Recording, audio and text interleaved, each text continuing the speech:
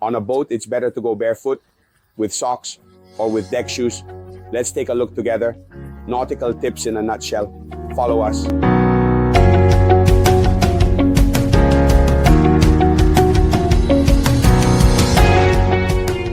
Now let me show you what happens with houses. I have some little socks. For heaven's sake, I know they look really ugly, but they are comfortable because they make your feet sweat less, especially for us who are often at fairs. The floors of modern boats are generally all made this way, so they are shiny to prevent them from absorbing things you might be cooking or trying, or even just dirt, so they are all laminated. This lamination, we could brutally call it plastic. This blessed plastic is very slippery if you are wearing socks, because when in contact with cotton, you can easily slip. So when I walk and maybe change steps, and I place my foot down here, and without thinking, you could easily slip forward and do the splits, which I do not recommend you having to do. Test number 2 with the feet in contact. With the floor, the foot being warm, obviously allows for much greater stability, being much more in contact with the surface, without anything that makes us slip.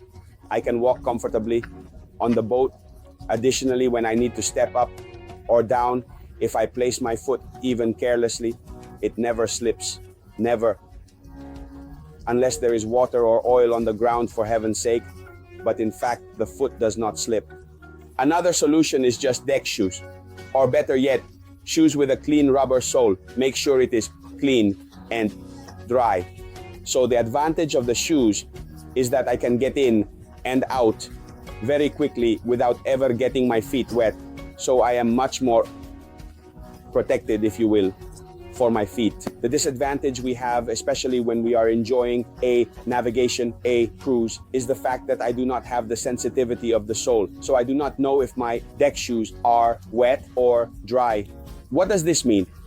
It means that when I step onto a floor like this, the wet and slippery surface gets brought in under my shoe. So I have to be even more careful.